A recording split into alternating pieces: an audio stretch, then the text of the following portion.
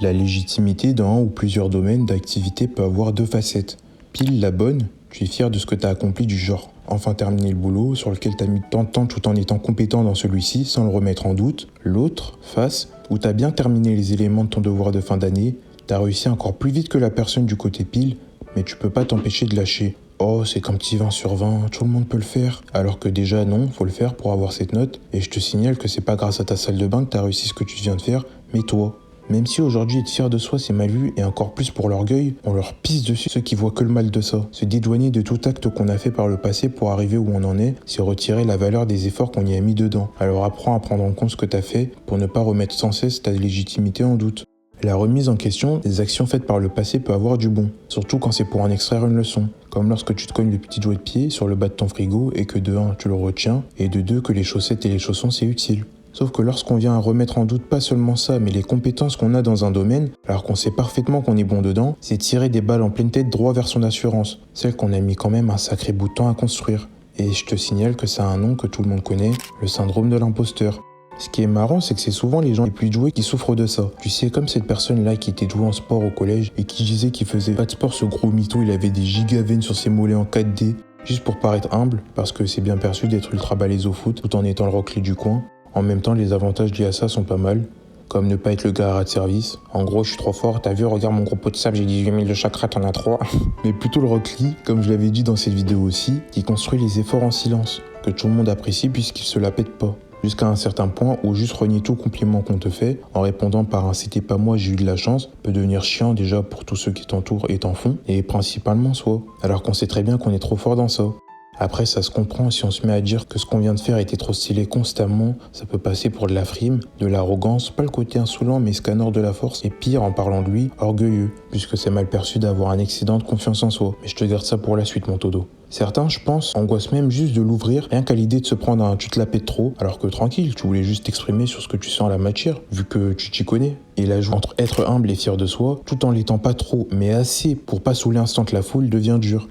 Et si c'est pas quelqu'un de forcément doué de base, tout comme la personne talentueuse, elle a mis un minimum les efforts en place pour atteindre ce qu'elle voulait, bien plus que certaines personnes douées. Du coup, dans tous les cas, bon ou pas, elle, tu le mérites. Le travail que t'as fourni, c'est bien toi qui l'as fait, sans parler des compétences liées avec, que t'as pas seulement juste acquis, mais développé pour les meilleurs. Même si bon, je sens que ça persiste, alors pour t'en débarrasser, c'est pas si simple que ça, je sais, mais on peut y arriver. Imaginons qu'un compliment sort de la bouche d'un de tes potes, ou collègue de boulot. Eh, bon boulot, BG!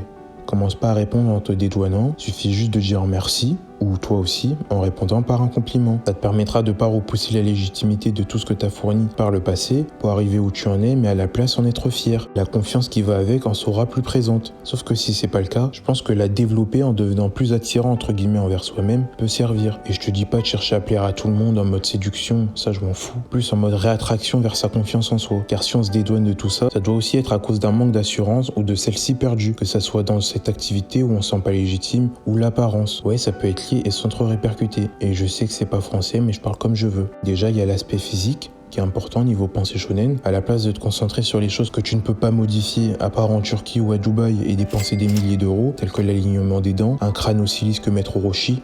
Concentre-toi plutôt sur les trucs changeables. Je sais pas moi, si t'as des boutons sur le front, c'est pas forcément de l'acné, mais que tu mets sûrement tout le temps tes cheveux en avant, et que dans tes cheveux il y a du sébum qui te font ces boutons. Et s'il y a un front, c'est à dire un espace entre tes sourcils et ta ligne frontale, c'est pas pour rien. Ou ça peut être dû aussi à une mauvaise alimentation. Et tu vois le truc venir, pour ton poids c'est la même. Ça aussi c'est changeable généralement. Pas obligé d'avoir un corps de Saiyan, mais au minimum être à son poids de forme. Juste pour pouvoir courir, se battre, enfin se mouvoir et pas galérer à prendre des marches. Si tu fais 1m70, ce qui est dans la majorité moyenne, et t'es très sûrement dedans, vise un poids entre 60 et 70 kg, sans être dans l'excès non plus. T'as 2 kg de plus, c'est bon, wesh. Je fais plus d'1m80 et je fais 77K tranquille.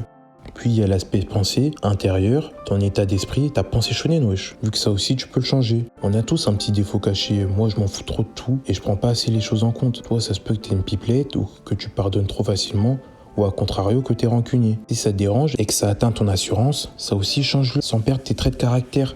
Juste diminue-le de façon à ce qu'il impacte pas mal ton quotidien, ton job et ton cercle proche. Et juste ça va t'ajouter x10 niveau assurance de soi, puisque t'as su comment la réattirer vers toi.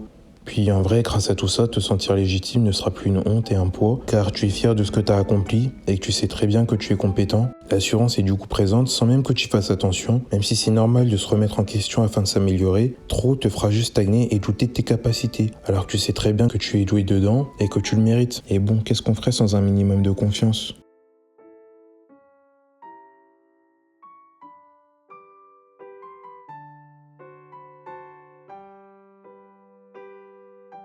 Si la vidéo t'a plu, les 100K abonnés bientôt frère. Puis il y a un Discord si tu veux parler. Rejoins ma newsletter Montodo, je donne plein de conseils de genre, on est gagnant tous les deux. Merci de m'avoir écouté. C'était Anashi Monogatari et suis ta passion.